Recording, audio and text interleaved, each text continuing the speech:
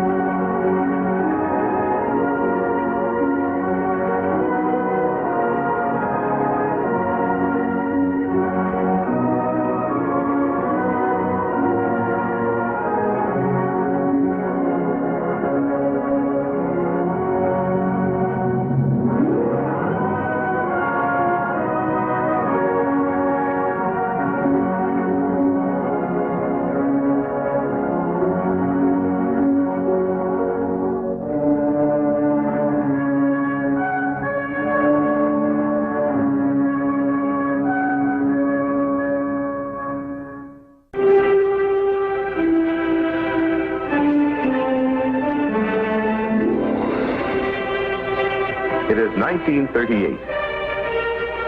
In Washington, our military leaders, well aware of the growing tension in the Pacific, are proposing to a disturbed Congress the development of the defenses of Guam. With the expansion of harbor facilities and airfields, Guam can become our most defensible forward bastion against the coming aggression. Checkmate to the Japanese-held islands of Saipan, Tinian, and Rota. Facts not unknown to Tokyo. For among the things which must be accomplished if Japan's dream of conquest is to be, are the invasion of the Philippines, destruction of the American fleet, and the capture of Guam. Thus anchored against attack from the east, the Japanese forces can sweep southward toward Australia. As proponents of the expansion submit their estimates, the enemy counters with a well-planned, well-timed propaganda barrage. Japan will consider any such construction as an unfriendly act. The cards have been dealt. Bluff at international level pays off. Quick to seize his advantage, the enemy rushes construction of secret fortifications and airfields on Saipan, Tinian, and Rota, all in the Marianas, all within easy bombing range of Guam, all in violation of the Washington Naval Conference, all ready for the day.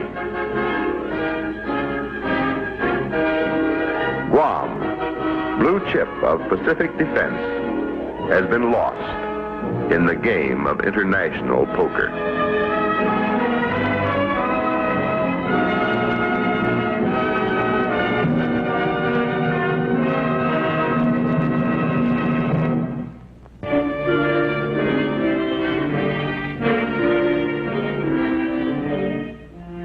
Here is your host, General Holland M. Smith, former Commanding General, Fleet Marine Force Pacific Area, United States Marine Corps. The history of Guam is synonymous with unpreparedness. In 1521, it was discovered by Magellan, who reported its value to Spain. The Spaniards promptly invaded, captured, and failed to fortify it. In 1898, the USS Charleston, en route to the Philippines, stopped off and advised the Spanish governor that we were at war with his country. He was powerless to oppose us, and Guam had its second honor in modern history. Later, we paid Spain $20 million for the right to keep it and Puerto Rico. But history repeated itself. We too neglected its defenses with sad and far-reaching results. Since the presidential order of December 23, 1898, the administration of the civil affairs of Guam has been under the control of its naval commandant, usually a captain. To give the natives a voice in the administration of their affairs, the Council of Advisors is established. Although military development of Guam is held in abeyance, much is done to improve the lives of the native population. At the Washington Naval Conference of 1922, Japan and the United States pledged their sacred national honors that neither will fortify their holdings in the Central Pacific. Our promise is kept. The only troops stationed on the island are those of the tiny Marine garrison who, together with the militia force of native Chamorros, compose Guam's entire defensive strength. By 1941, the native population has more than doubled from the original 9,000 that were on the island when the Navy took over.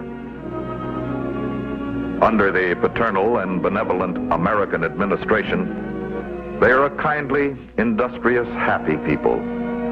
Their population is spread 1/2 in the capital city of Agana, 3,000 in the villages within a 10-mile radius, and the remainder in coastal villages and farming areas. But to most Americans of the 1930s, Guam is a faraway outpost, the center of cable communications, a clipper stop on the way to Manila. To the Japanese High Command, it is the only base save Pearl Harbor, which can pose a direct threat to their coming Pacific operations. On December 8, 1941, Japan makes her move. The only weapons larger than a .30 caliber available to the garrison are the anti-aircraft guns of the minesweeper USS Penguin. She is the first target.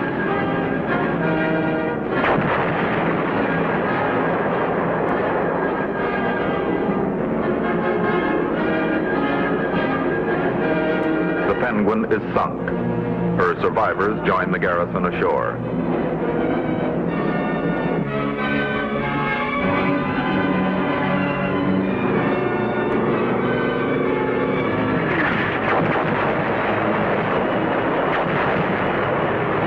The attack continues through the daylight hours.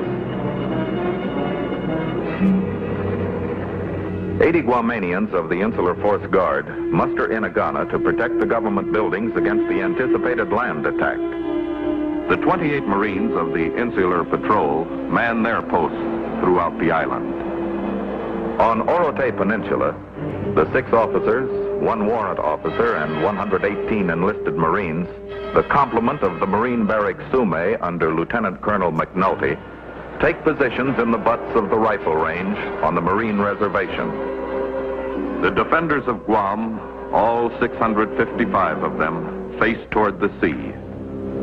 Face toward invasion. Face toward 5,900 Japanese. Rather than jeopardize the lives of the civilians in the face of overwhelming odds, the island commander surrenders the island to the Japanese naval commander shortly after 0600, December 9th. Guam has fallen in mere hours.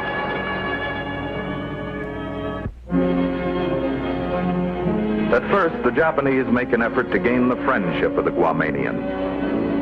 Their first antagonistic move is to change the name of the island. Further dictums are forthcoming. Schools will teach Japanese instead of English. Strict rationing will be instituted. Entire families will be punished for any disobedience of the individual.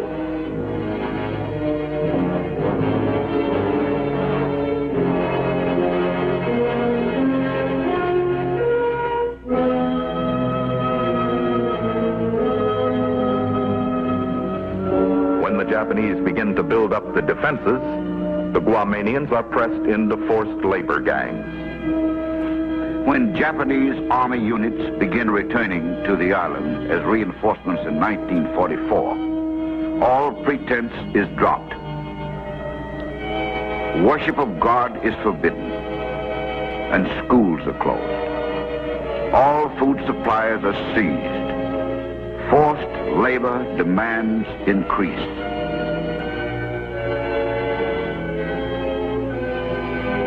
On a starvation diet. And no diet for those too aged or weak to wake. Finally, all people living in the military area are ordered from their homes, sent inland to the concentration camps.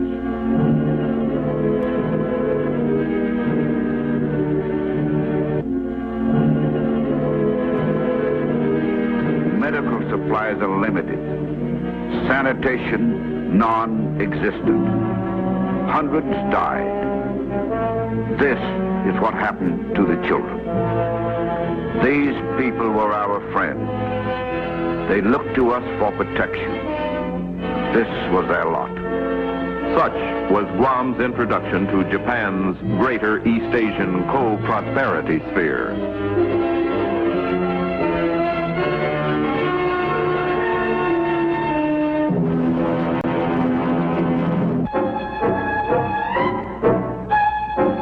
It is the early spring of 1944.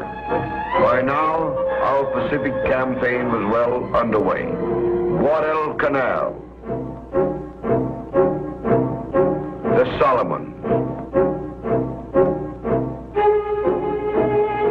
New Britain, the Gilberts,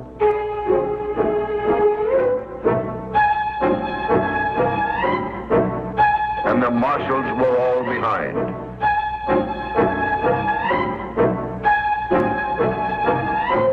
We were ready for the first major reconquest of Japanese-held American territory.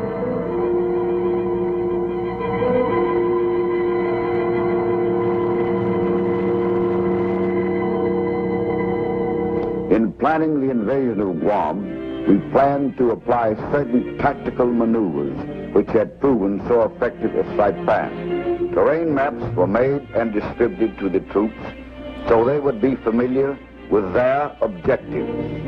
Our army companion, the 77th Division, was raw with no previous experience, but it showed combat efficiency to a degree one would expect only of veteran troops. Its aggressive patrolling, close coordination with other units, and superior conduct of assigned missions gave evidence of its good training, fine leadership, and high morale. When we called on the 77th to move, it moved, and it moved fast.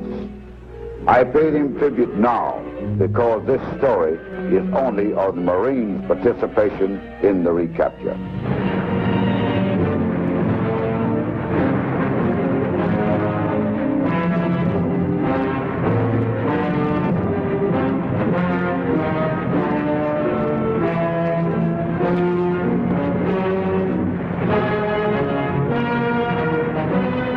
The 3rd Division lands north of Opera Harbor. The 3rd Battalion, 21st Marines, moves rapidly inward and secures its first objective, a low height of land behind the pulverized town of Asan.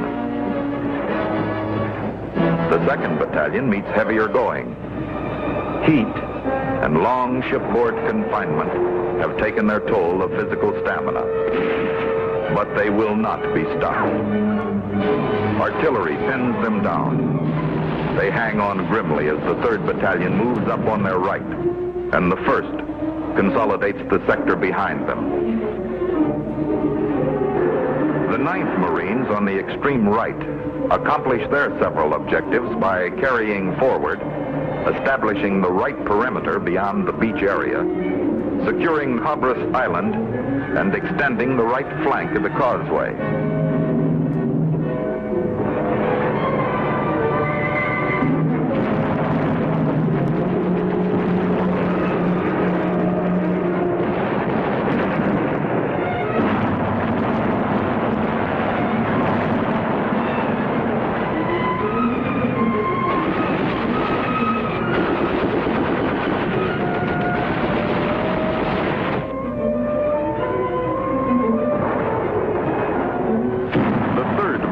Have the roughest going.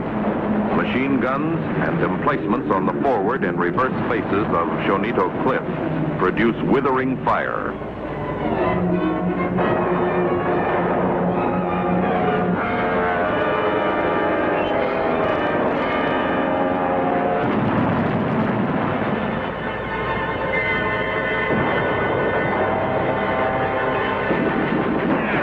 Inch by inch, we win a hill, only to find a higher one just ahead, which also must be taken. As perimeters expand, the lines grow thin. Requests for reinforcements are denied because of the strong resistance being met by the Southern forces.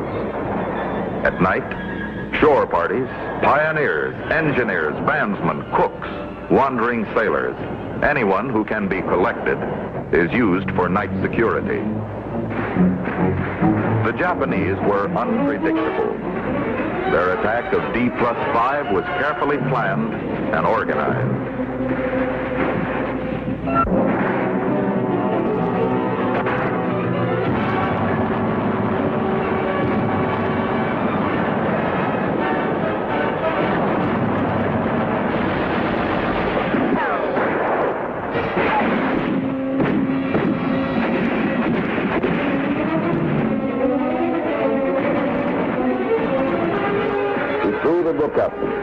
But they kept coming.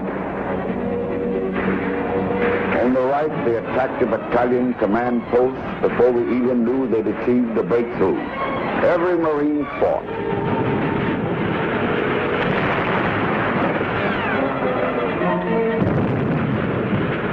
Our crooks are fighters first, and cooks second, so they grabbed their weapons. Service troops rolled hand grenades down on the enemy. Everyone fought.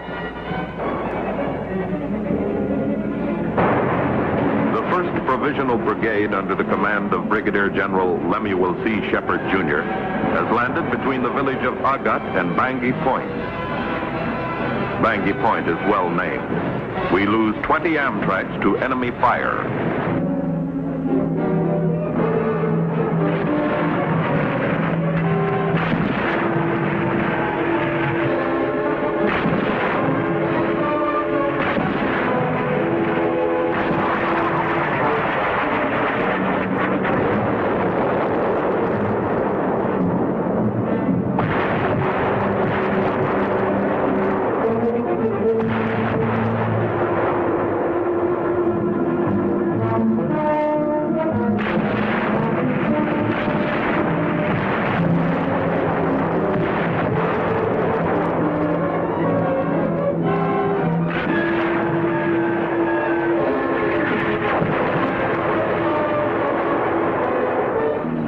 The 4th Marines on the right are to establish a beachhead perimeter and reinforce for counterattacks from the south. The 22nd is to land on the left, secure that end of the perimeter, and drive northward to cut off the neck of Orote Peninsula. The 305th Infantry will land behind assault regiments, move through assault units, and take over a sector of the line. By nightfall, the 4th Marines reach the foot of Mount Oliphant. Tanks operate through the groves and help to withstand the first night's counterattack.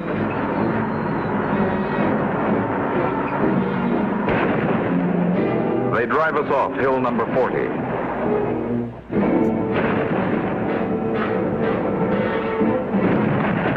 Reinforcements help retake it.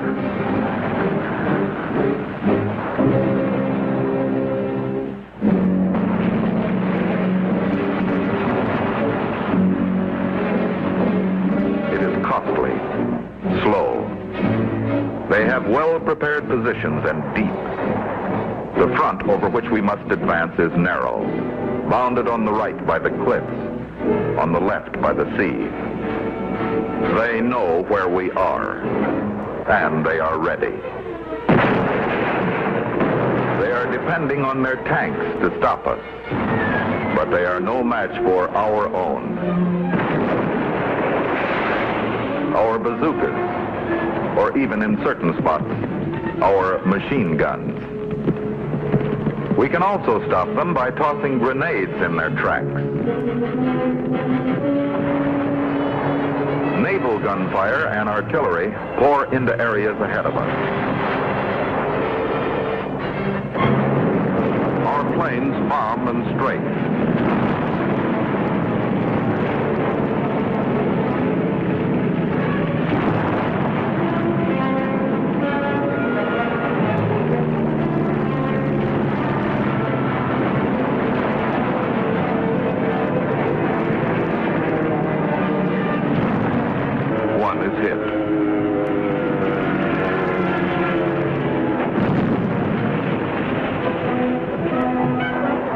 Parachutes to safety.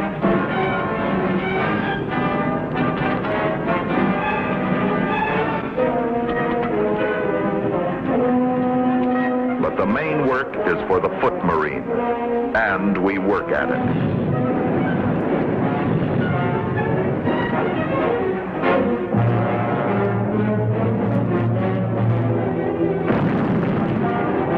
For 6 days we work at it.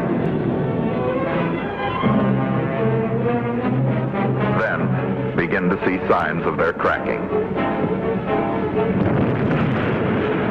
On the 8th day, we retake the old Marine barracks.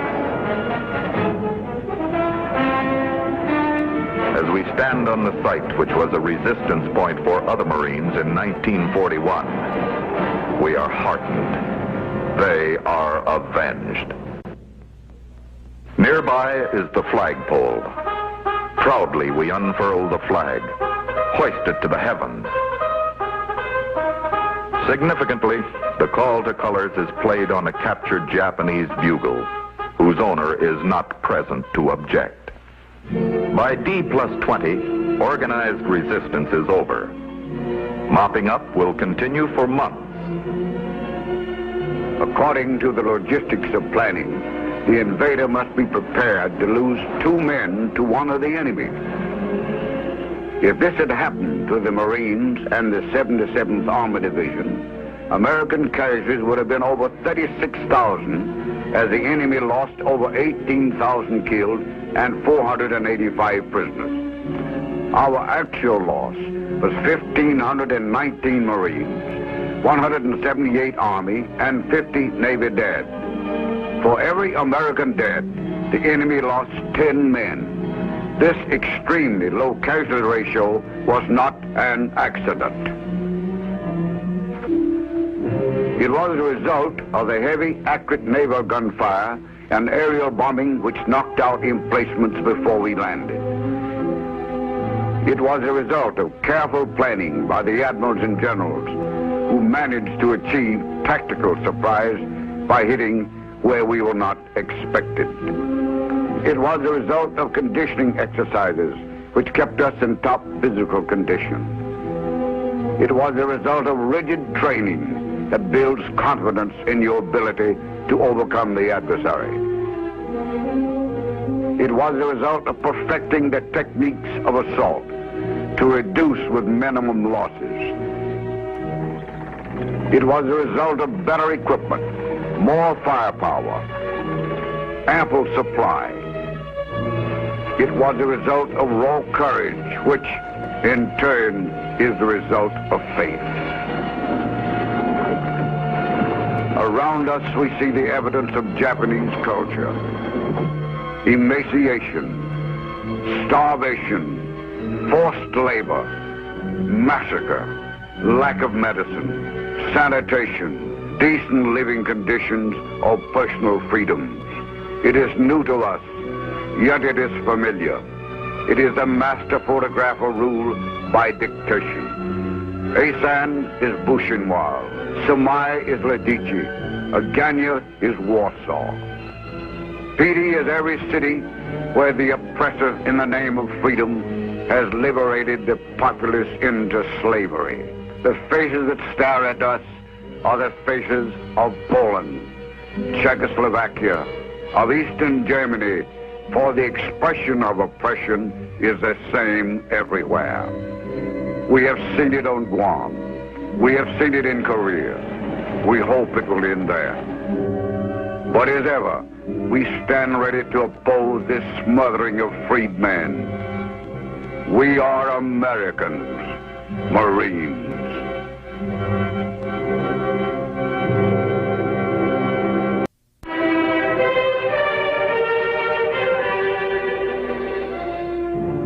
It is October 31st, 1943. Above, friendly planes, scouting, defending, protecting.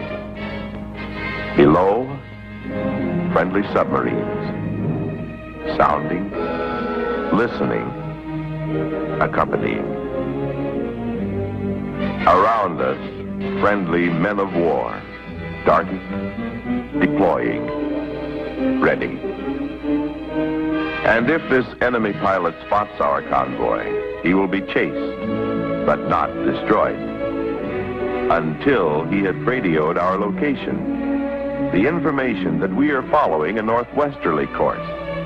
At 1600, we will steer toward the Shortland Islands, and the Japanese will assume that our landing will be made on Choiseul, or the southern tip of Bougainville. He will be wrong. Under the cover of the friendly darkness, we will change our course and move swiftly through the moonless night to our real objective, Empress Augusta Bay.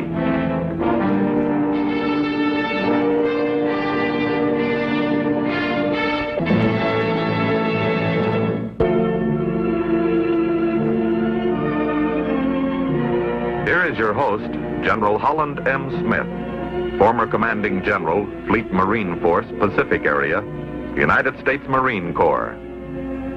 General Smith, did the Bougainville landing achieve the desired element of surprise?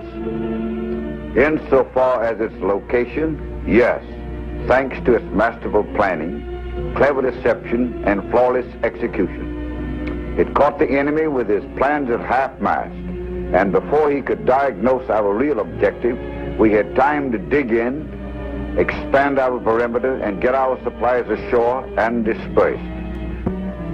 To keep a chicken from flying, you clip his wings. So several days before the invasion, Marine, Army, and Navy planes poured tons of bombs onto every enemy airfield within striking distance of our supplies objective, Empress Augusta Bay.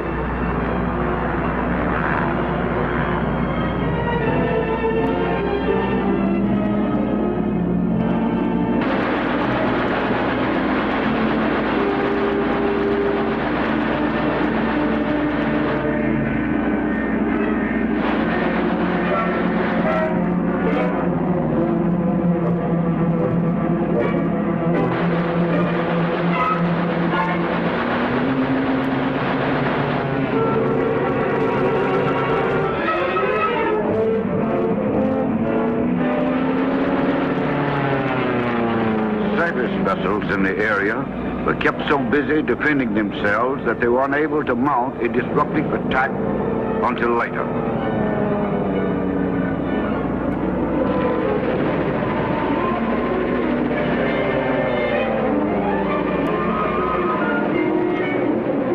The day is clear. At 6:14 a.m., the minesweepers go in, clearing lanes 6,000 yards ahead of the transports. They report all clear of mines and sufficient water.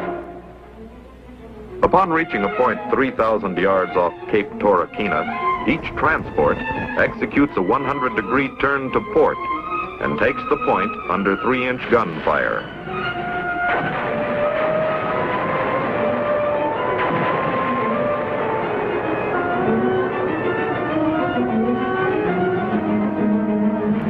Minutes later, the barrage is lifted. The order to land the landing force is given at 0645, and 7,500 Marines take their places in the LCVPs and LCMs, ready for the 1,500-yard run to the beach. The destroyers Anthony, Terry, Wadsworth, and Sigourney commence their prearranged fires.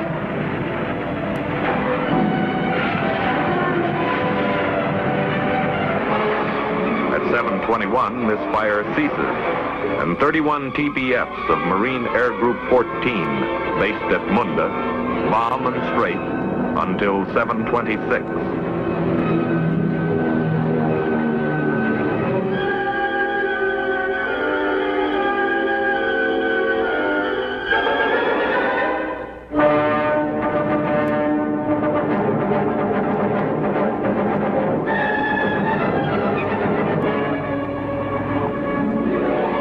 As the boats of the 3rd Marines come in line with Pura'ata Island, they are taken under 3-way machine gun fire from the Cape, the western tip of Pura'ata Island, and Torquena Island.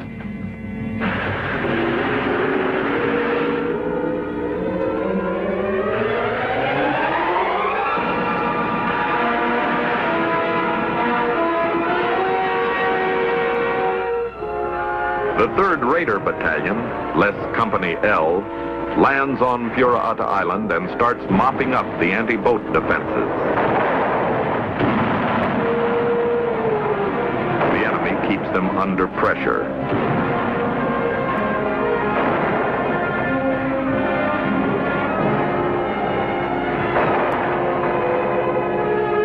One by one, the machine guns are silenced.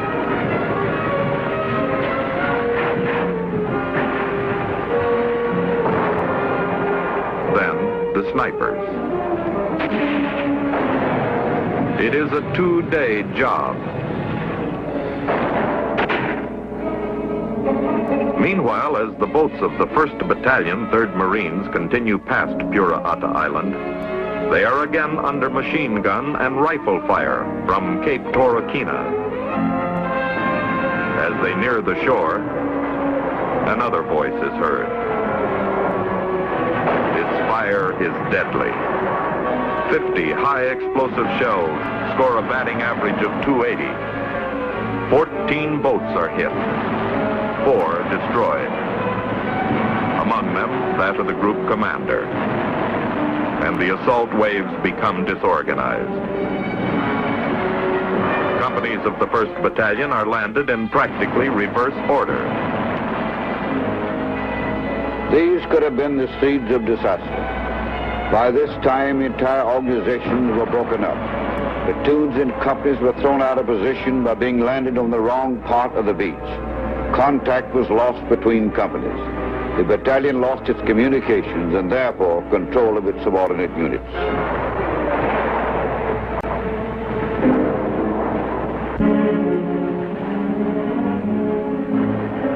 In time of crisis, will I lift up a man? And a man is lifted up. Then 2, and then a score. Individuals thoroughly trained as small unit leaders. Individuals who know the mission. Individuals who are ready and willing to take charge in a crisis.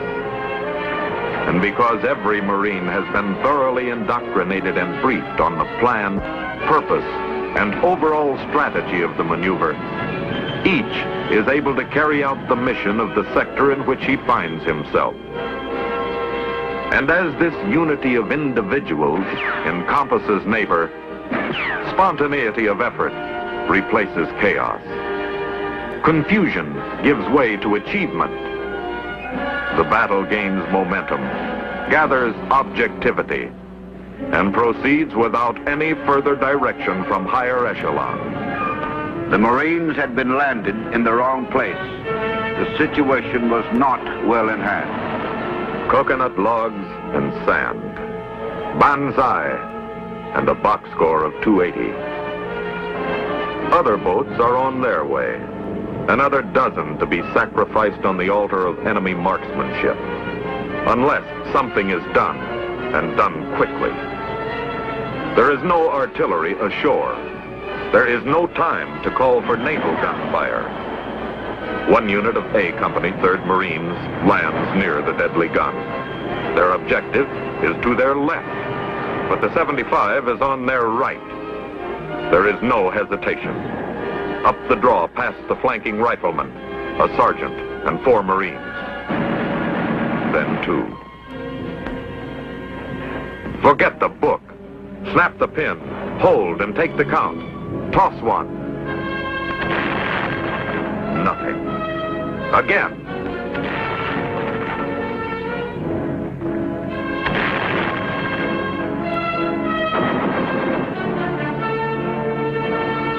It is not enough.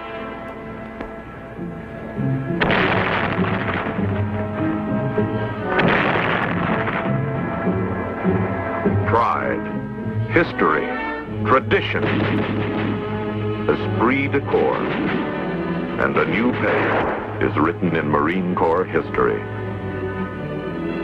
I've always marveled at the devotion one Marine has for his fellow Marine. The honor of their passing is written in the hearts and memories of those who loved them, those who were privileged to fight beside them. Our grateful nation. A sergeant and 4 men become none, but the lethal voice of the 75 is still.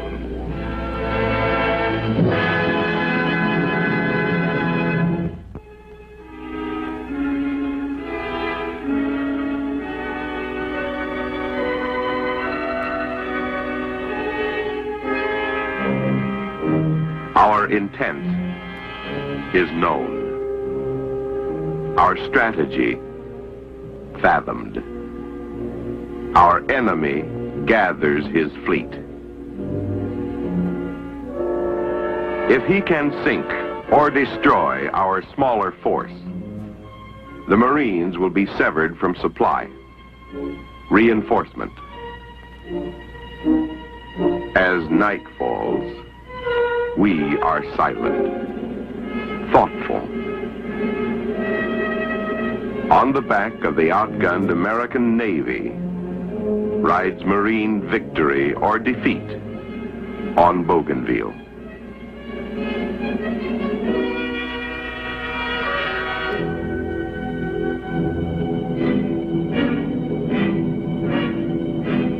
The darkness becomes taut, then oppressive, then shatters.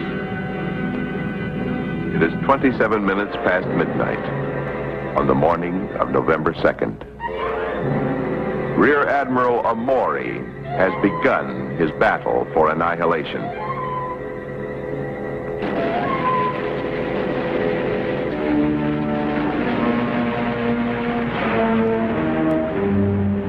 Theirs or ours?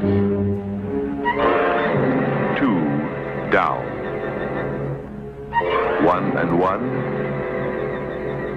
or 2 and nothing? And whose nothing?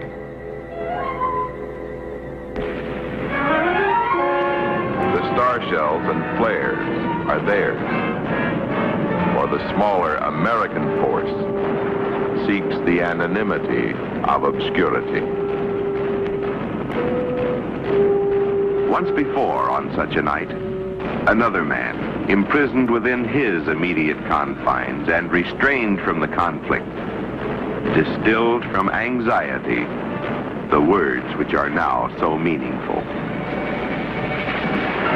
Then, as the dark hulls climb the horizon and slide down on our side of the ocean, our flag is still there. Admiral Merrill had been superior to the challenge. When enemy flares revealed his position, he laid down a smoke screen to distort and confuse, and the enemy gunners, who had only optical control, were able to damage only 3 of our ships. Our radar-controlled fire found the enemy wherever he tried to hide. The Japanese lost 2 by sinking, had 3 damaged, and hastily withdrew. Every Marine on Bougainville was mighty proud of the Navy that night.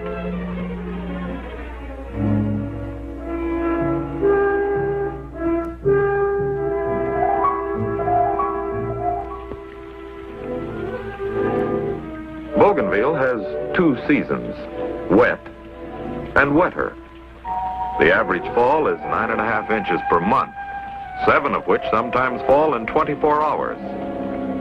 This is our introduction to the rain forest, and it rains every day for 17 days. As the perimeter is extended, the only vehicle which can transport supplies and bring out the wounded is the amphibian tractor. We wade in mud, fight in mud, fall in mud, and sleep in mud. But the battle goes on.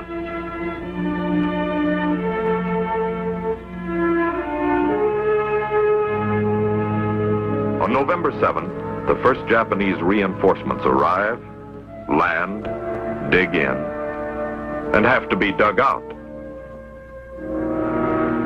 The captain commanding B Company speaks Japanese.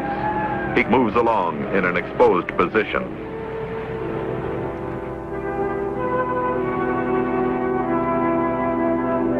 Banzai, he shouts. Then the dutiful enemy charges into the withering fire of his machine gun.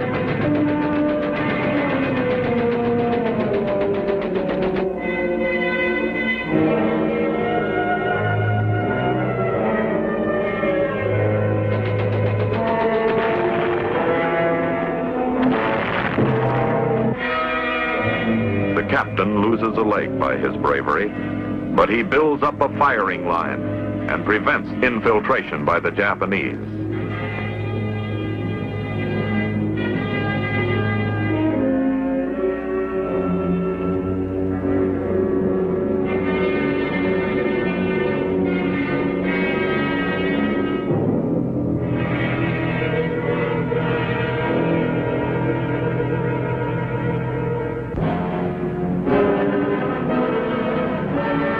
After 2 days of such fighting, we reach positions for an all-out effort.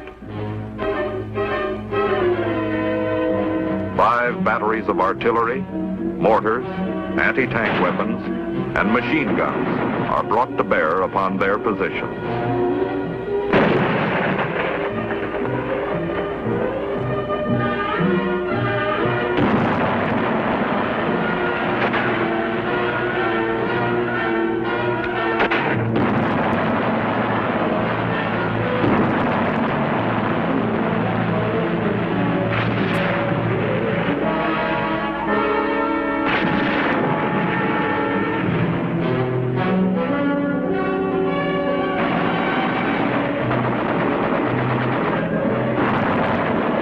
When it is lifted, the Battle of Coromokina Lagoon has been won.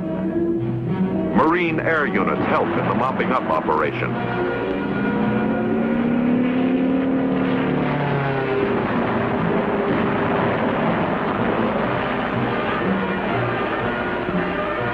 We have come to seize, enlarge, secure, and anchor a perimeter wherein airstrips may be built.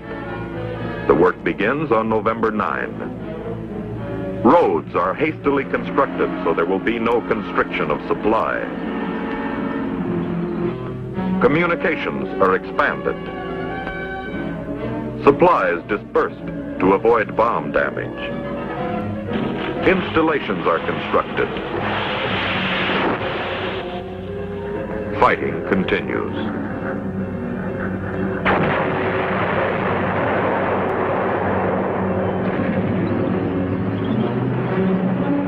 Since any overland reinforcement must come via the Piva, east-west, or Numa-Numa trails, we move quickly toward their junction. In the rainforests, You can step on the enemy before you see him. Their roadblock on the Piva Trail takes 3 days to overcome.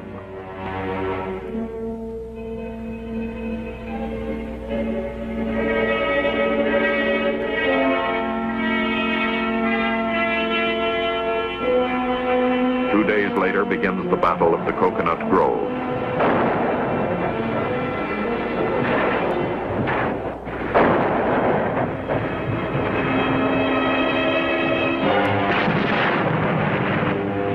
On the 14th, it is secured, and we own the junction of the trails.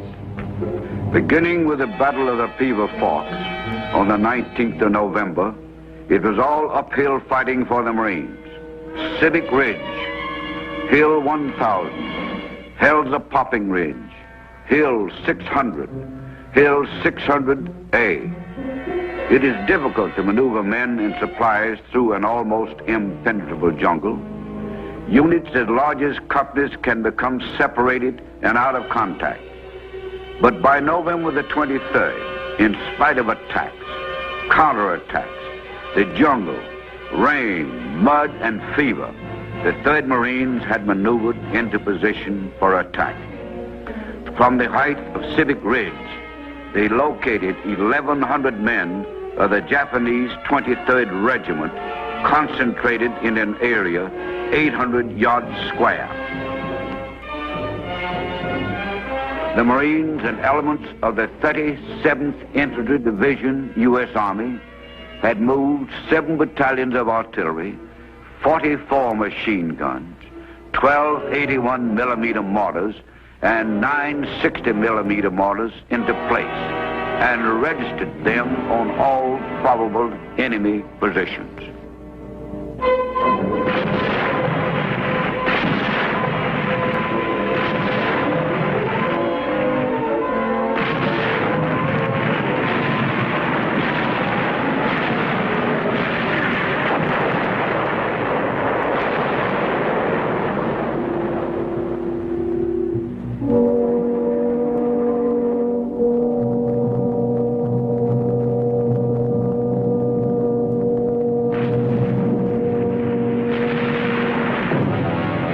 In 23 minutes, they fired 5,760 rounds into the area. When the barrage and the assault were finished, the Imperial Japanese 23rd Regiment was no more. We had come to seize, enlarge, secure, and anchor a perimeter wherein airstrips could be built. During November, we had 90 alerts, 22 bombings, and fought 4 major engagements. At dawn of December 10, Marine Air Group VMF-216 lands to make its permanent base. 7 days later, 4 Army P-39s will do the same. By December 15, most of the fireworks are over for the Marines. Elements of the Army's 37th and Americal divisions have been arriving and fighting beside us since November 9. 10 days before Christmas 1943, command of the Torquay area passes from Major General Roy S. Geiger, 1st Marine Amphibious Corps, to Major General Oscar W. Griswold, United States Army.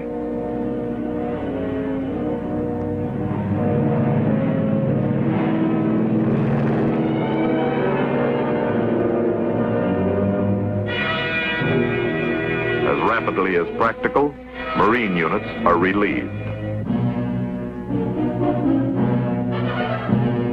In 45 days, the Marines had achieved their portion of the victory at Bougainville.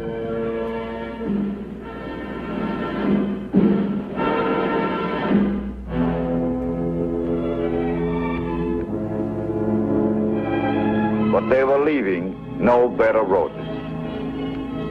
The biggest battles on Bougainville were fought by the United States Army in the early spring of 1944. Their valor and efficiency are recorded in the decisive manner in which they won. We were all on the same team, and teamwork won the Battle of Bougainville.